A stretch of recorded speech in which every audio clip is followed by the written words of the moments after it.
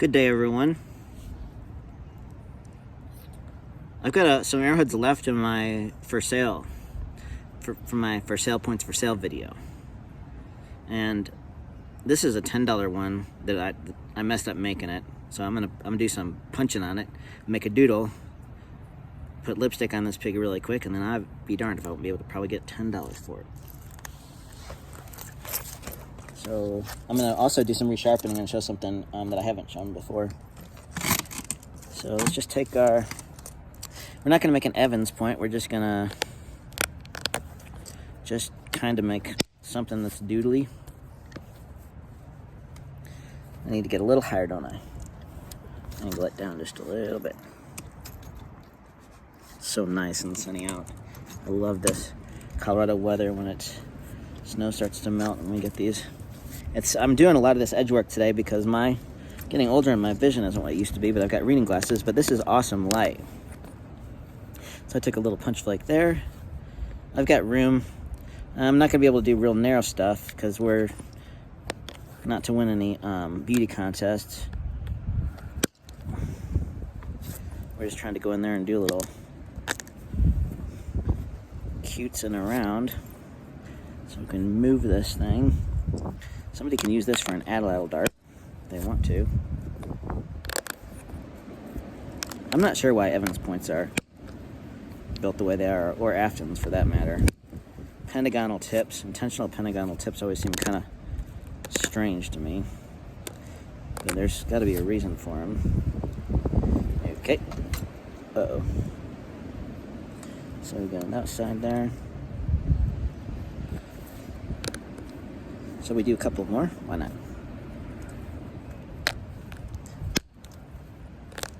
Sometimes I'll have a bunch of points and something will be a little off on them, and I'll just sort of set them back. Sometimes this stuff can look really straight, and then you get it, and because of the balance, or sometimes even the variety of material, it can just, you'll look at it later and you think, what was I thinking? That's way off. So sometimes I'll just come back and rework stuff.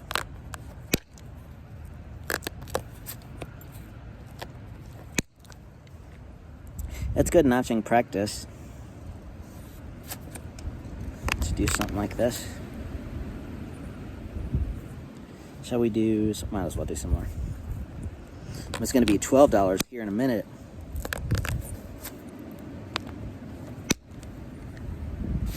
My mood improves so much when I can be outside on days like this.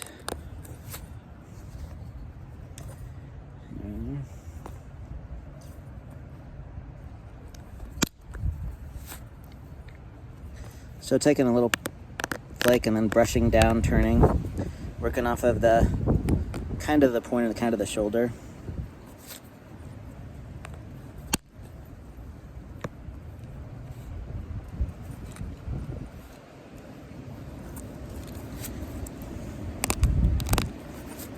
Okay. Shall we do just a little pressure in between there? Why not? It's gonna be $14. Just kidding. I'm obviously in a funny mood. But I don't sit and chip and... So the market is kind of good for gauging what other people like and also changing your ideas about your own aesthetics. I used to have... The more I've learned about napping and gotten to different types, the more I can appreciate stuff that before it just seemed weird to me. So that's good. And when I did masonry, I was always surprised when I had clients that were just different than me. It kind of made sense for me to make stuff that for them, even though it seemed kind of strange to me. It's kind of a similar thing.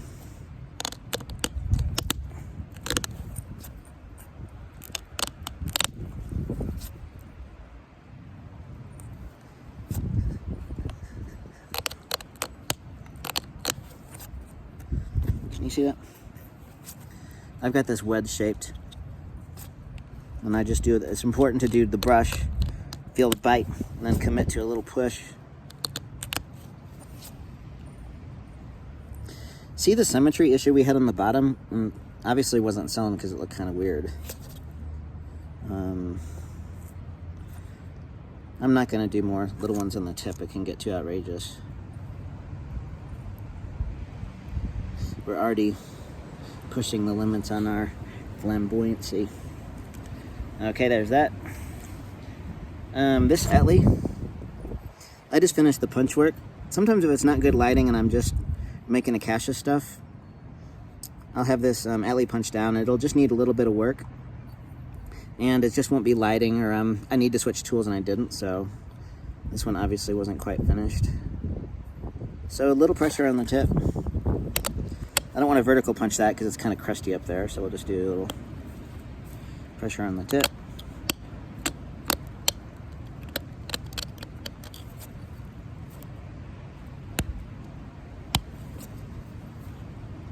Kind of use the corners.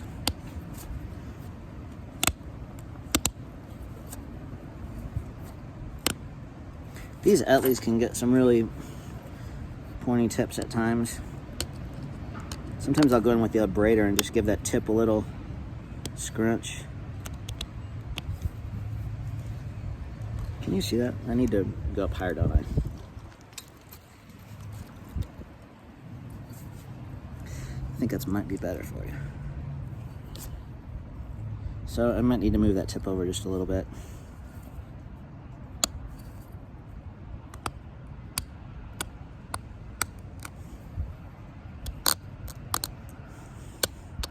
Sometimes pointy tips on point types that don't have pointy tips, people like better, and I generally fight the urge to do stuff just for selling reasons, although sometimes I do.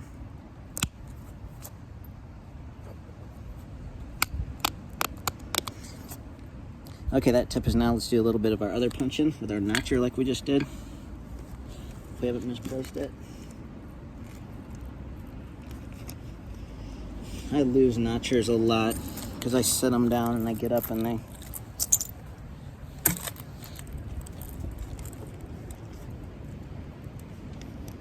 find their way in the shit pile. Did I put it in my... No?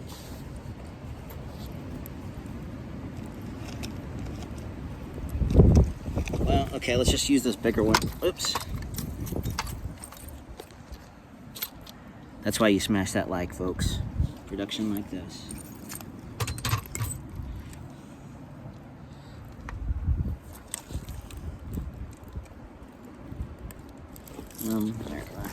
Let's just use this bigger one and we'll have to just not get too detailed.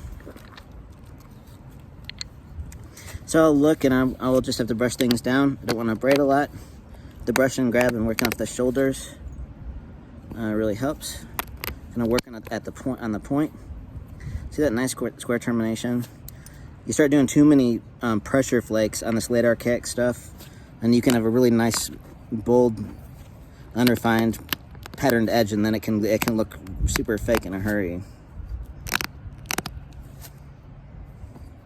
So let's do one here and one there, and then we'll pretty much be set.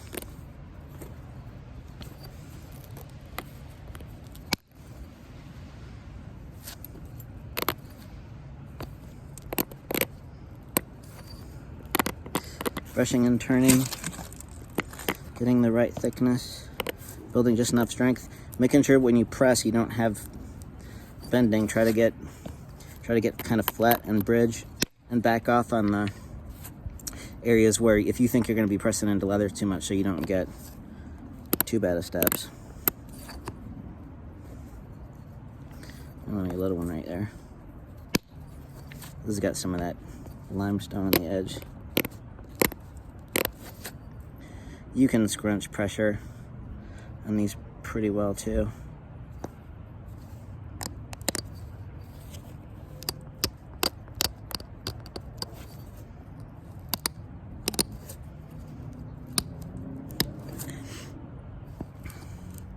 I'll leave that be for now. I might just put a little pointy on there, but that helps. I'd help that. Let's go to this. This was a little flake of fixin. It's too bad I dropped it on the concrete and I broke that. So I'm gonna go to the buffalo point on this. I saw that Oscar did his silicified sandstone red, or some people call it quartzite. I guess the jury's out that it's silicified sandstone. His wood punching, his Coca-Cola and mountain mahogany and buffalo punching, which is kind of neat to see. It's fun to work with people on projects because they're going to do slightly different things than you, and doesn't matter how long you nap, you can learn from people that are getting into a tool, because some of the stuff that I've learned, and I included a lot of that this vertical punching on stuff, can cause you to get more skilled than you would be reasonably if somebody had taught you a better way earlier. So it's fun to compare results and help figure things out, and it's just pretty neat. So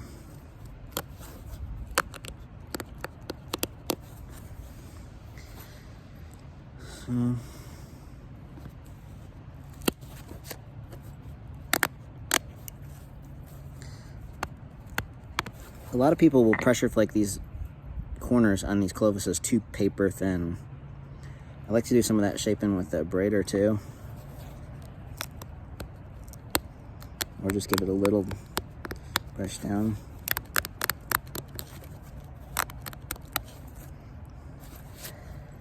Okay, you know what would be fun with this? I'm gonna set this down. I'm gonna do a little bit of buffalo punching just on the blade on this. A couple flakes and then that'll be good. So I'm gonna set that down for now. Okay, what else? Okay, this is mainly why I came out here. So this is a hornstone. It was sort of a narrowest ball. It's a good early stage Dalton at this point. See how the edges are slightly, my last sets were here, and the edges are turned here? That's how a lot of these Dalton points were made.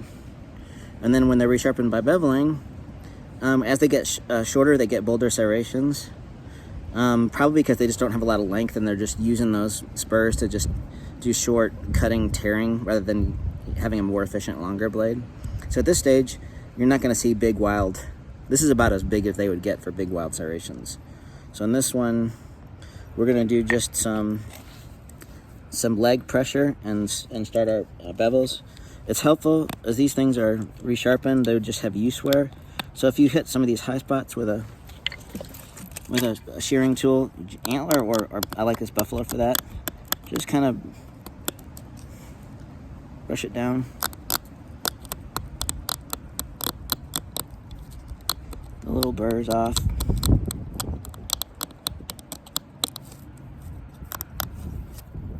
On the other side. If you need to take just one little flake on a spot, go ahead and do that. And then before I turn and shear on this side, look at some high spots. Might have to do a little teeny bit of brushing back this way. Or else we're gonna have thick and thin areas as we turn, and we won't be able to get as even a flaking pattern.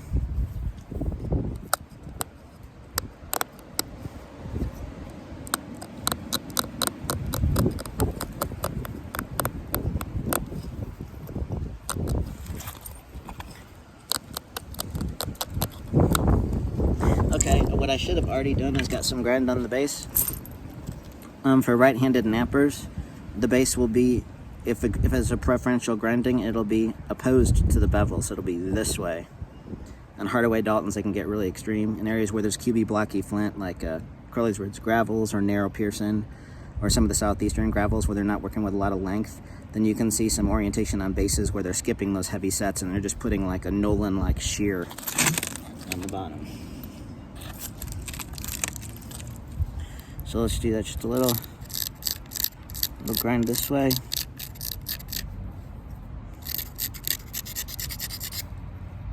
Finish grinding with a flake, but that's good for now. Generally, the grinding on there you can see would be about to right there, seems nice. So as I come down, I'm gonna want to stop.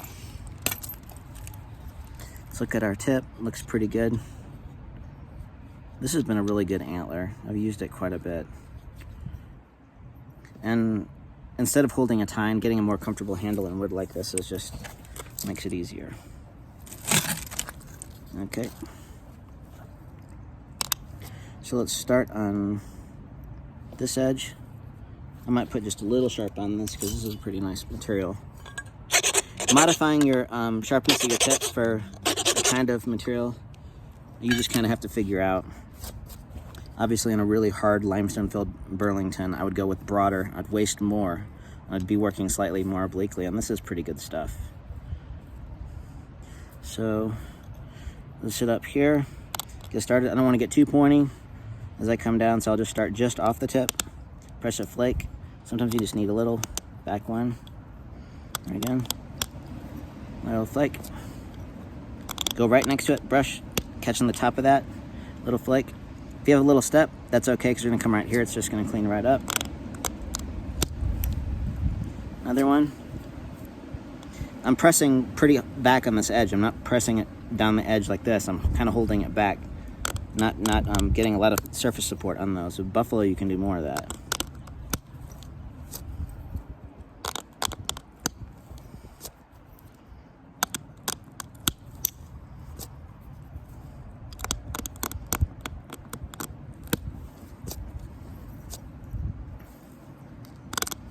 I'm holding this a little different. Maybe I can go back to my normal. I think you guys can see this. I lipped off that thin area. That was one of the reasons why I was doing those brush backs. Because if you hit a high area, it can try to pry it off.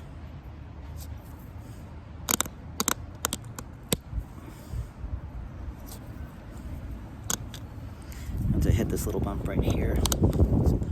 Okay. Turned it over. I'm feeling that I'm just getting a little dull. I've got two sides. Turning the flaker over.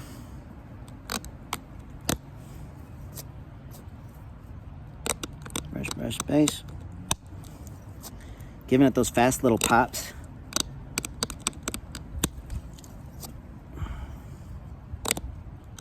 Having to do a little flip up. I think it's gonna lip like that.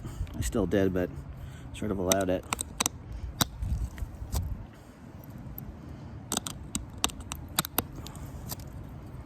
Turning back over because I sunk in a little bit. It's a little quartzy down here. We don't have a lot of thickness, so just finish off with a few down there. That'll tidy up after we do this side. There's some quartz in this Kentucky hornstone that can sort of cause some little lipping. So as I come back, I'll hit those serrations and I'll take those deltas down with a narrow tip and fix that, and it'll improve the symmetry.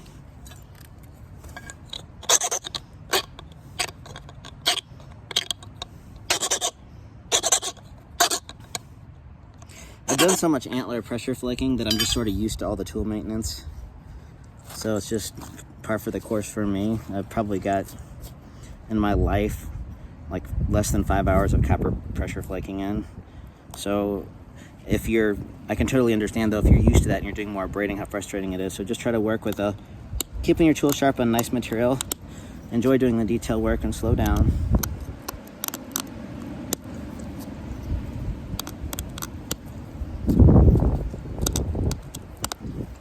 Making sure I don't push this tip down.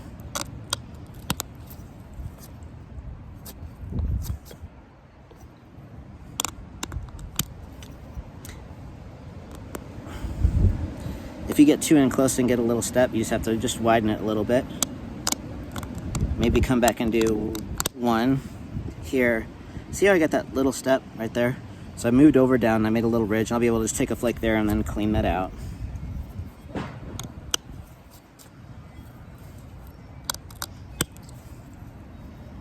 See, that cleaned right out. I'm just gonna skip down. The edge is real thin here, so these flakes are gonna be a little shorter. I'm just gonna do smaller ones.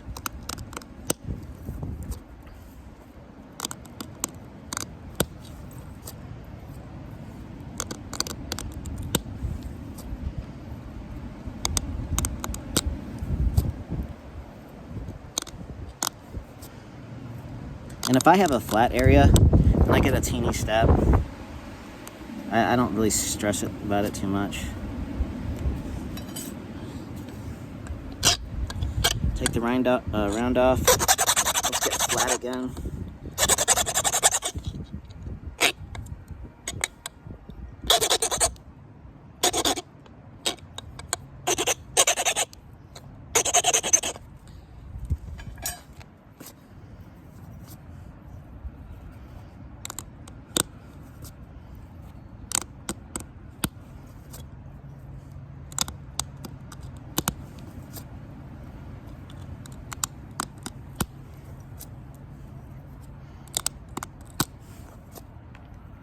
As these knives are resharpened, there's more preferential resharpening the longer you get towards the tip.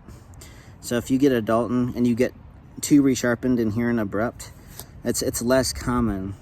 So you want to just kind of keep things smooth and back off a little bit right in here until this gets a little shorter and narrower, and then you can do some things there. So let's just sharpen our tip a little bit. Let's just do work opposing these deltas. We'll kind of work back and forth and accentuate that a little bit more. And then there's all kinds of details you can put into the serrations to accentuate them as they get smaller, but we're not going to do that right now. It'll take too long. So we'll put our tip on, coming back in between here.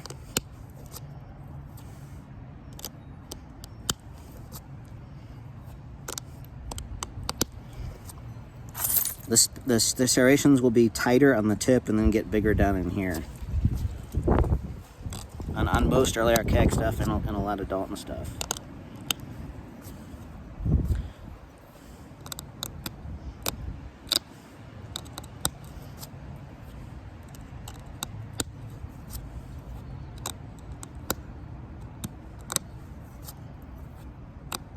Sometimes if it's thin, you just have to do a little accentuation.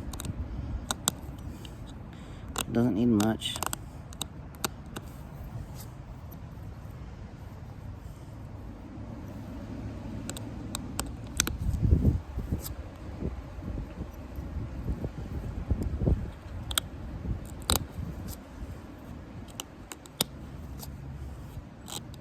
So I'm going to do brush back, hit the edge of the delta so I can get a position lower bite.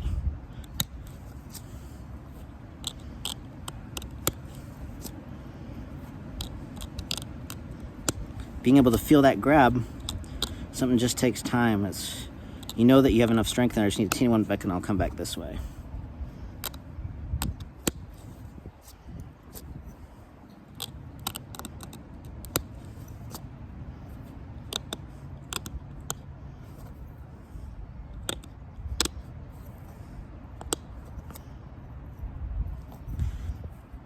I'm gonna hit these deltas back down this way because we're too aggressively bold on our tip.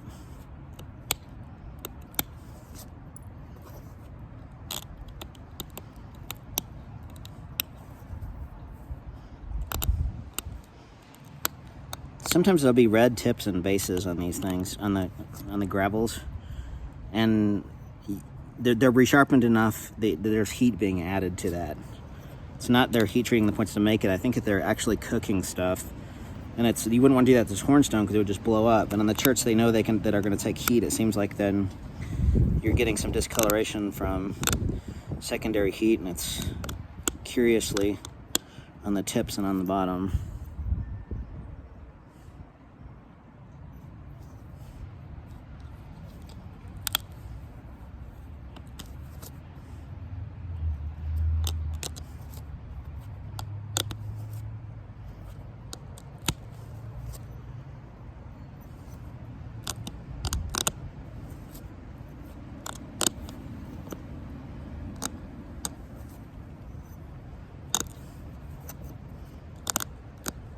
Sort of crusty down here, so I'm not going to pick at it too much.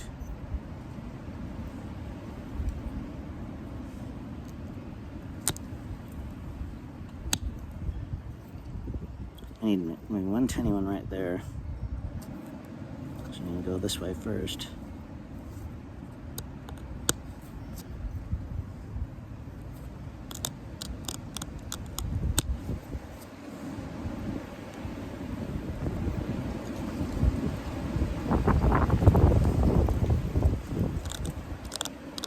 You can go back in and point up those serrations. You've got enough thinness in there. You can do a lot of modification. That's just very, very typical, very average. But that helped that point. And see how since we did our strong sets here and here, now as our resharpening is preferentially going this way, the edge is getting straighter. I think that's why they're doing that. You get a straighter blade for longer. Okay, that's down. Okay, this Montello is going to... This is probably overpriced. I don't know what I had, $40 on this or something. I think it's worth it, but I think that templates for buyers of modern napping of mid-grade like this, then symmetry and style are more important than anything else. So I liked this at the time, but now let's go ahead and make this a little bit more mean looking with some buffalo nibble. And I'm gonna pretend like I'm Jason. If you nap a lot of styles and you get templates in your head, some of these point types seem contradictory to your normal tendencies. So I try to, I'm still not that many years in the Texas stuff, so I need to get some better mental memories on some of this stuff.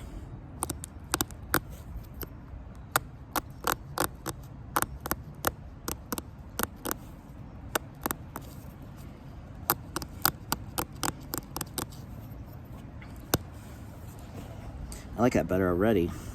This right in here.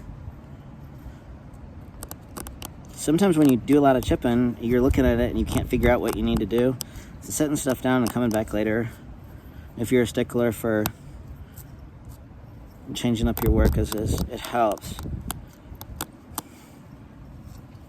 And not trying to do too much.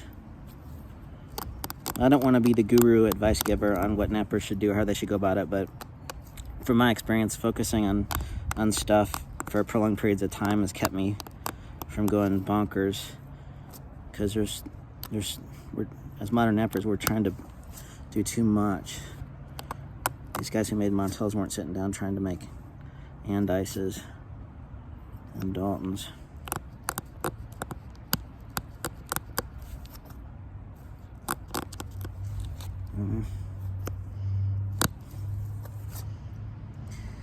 It seems like my tip is off, and it seems like this is a little higher. Let's put a really... I got myself too heavy, and I think I ground that tip. Yeah, I did. I hit that with a grinder so it wouldn't clink in the box. And now to fix that, I'm going to have to be careful not to snap it off. I might have to shorten it just a teeny bit.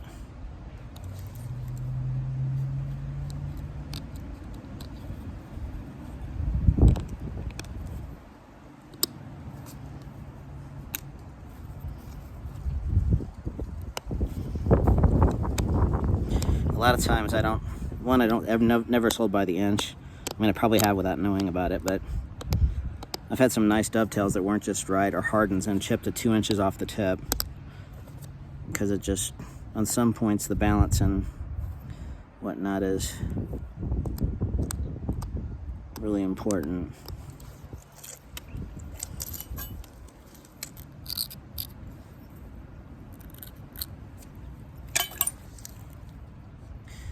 Yeah.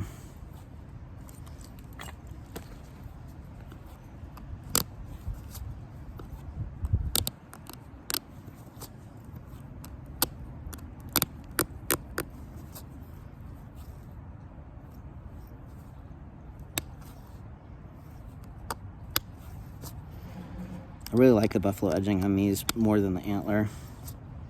If your edges are thin, you can do more shaping than you can on other stuff.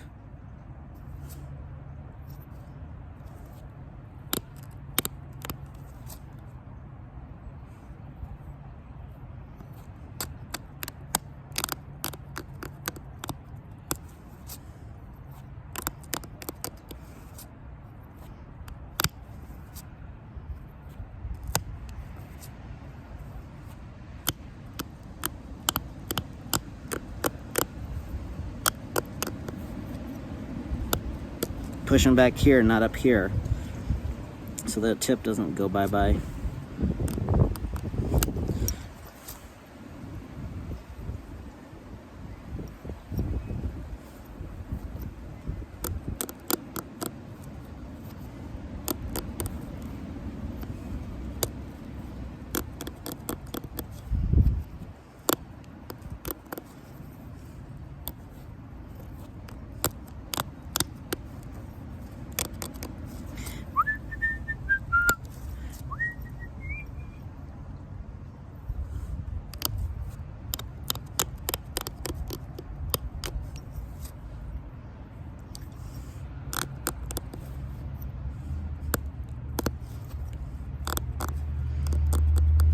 sometimes if the symmetry is right, but I'm too heavy in a spot, it just bugs me. So I've got to take that edge down. Even if I'm hurting myself from symmetry, I just can't. Knots and heavy spots that it just bug me.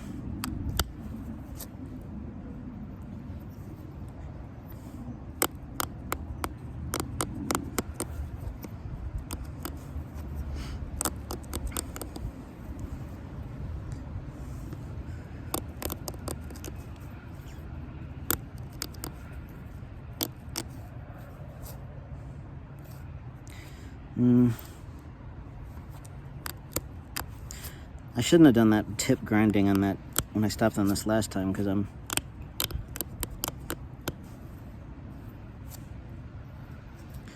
kind of too heavy, and it's soft in there.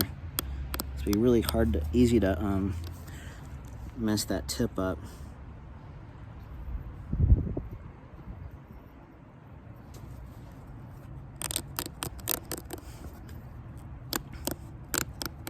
It's the kind of thing where you like, oh, I can live with it, and you look at it in a photo and it looks like a absolute catastrophe.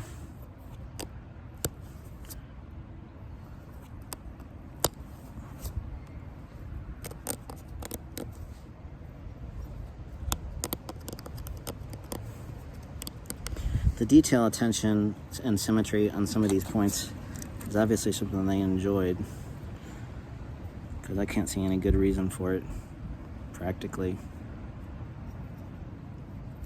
Maybe I can come in here and just do a little teeny bit more.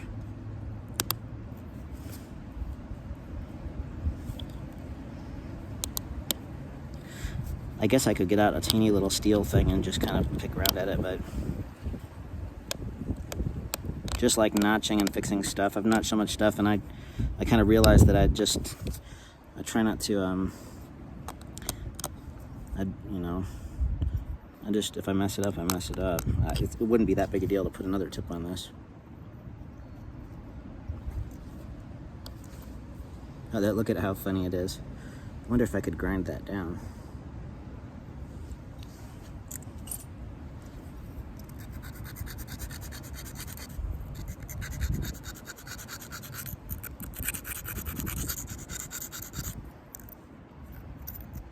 I'm kind of doing it.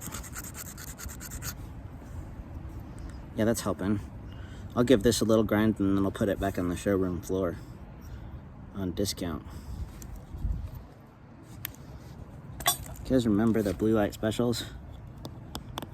If you'd have told me when I was 7 that Kmart was gonna die a slow and painful death, I would have thought you were nuts.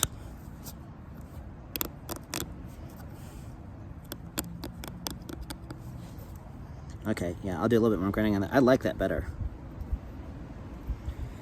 So, okay, that's long enough, right? We're already at 33 minutes. So I'll do this one just on my own, and I will, what else did I have to do? Oh yeah, the buffalo punch on that fixin. I'll do it. If I had it here. Oh, I do have it here.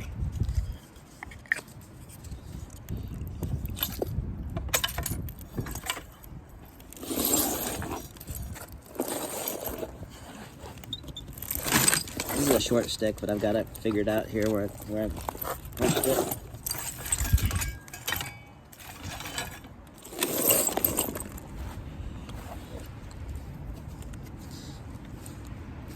This thing's wallering a little bit, but it's been working okay.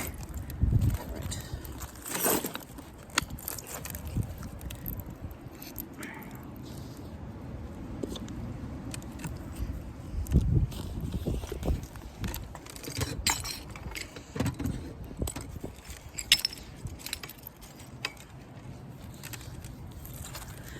Okay, so I fixed my base a little bit. I'm still a little square there.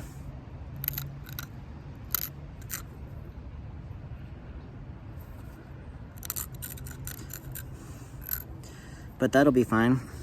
So you can see what I need to do is just take that heaviness off the edges and just do a little bit of punching.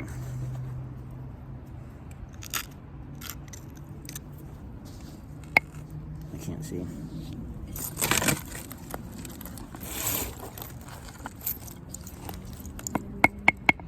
I'm in a shadow, but it's gonna be okay.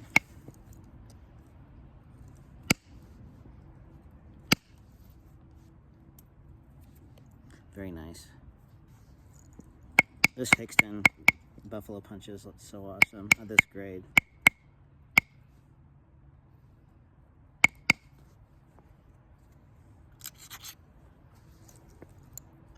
I just want these to be short. I don't want to go too far.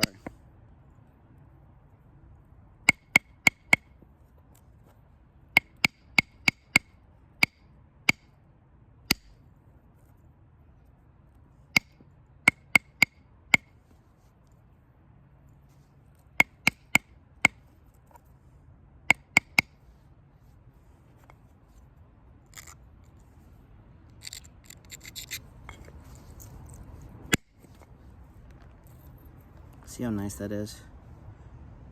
It's hard to emphasize the difference between Antler pressure finishing this and this bison horn punch in this material. I'd bet dollars to donuts that that famous Iridine was buffalo pressure over buffalo punch. I'm not saying for sure, I'm just saying it. When worked a buttload of this stuff, that's what I would do.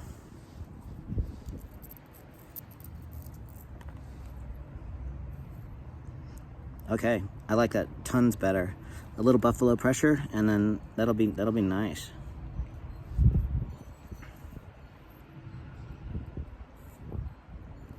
Okay. Hopefully the good lessons are on the serrations for pressure, edge work. I haven't shown hardly any of that on my channel. Little eccentric doodling for practicing. I do the big eccentrics I've done in the past. I've done some pretty big ones. I've done with a copper punch on different support. I'm less interested in showing the copper punching as I am with the Antler, because it's not as many applications, and it's fun to share with people who are learning the other tools. So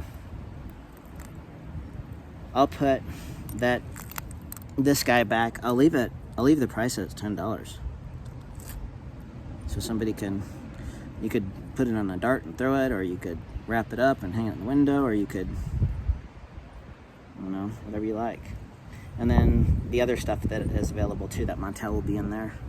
So, all right, thank you for watching.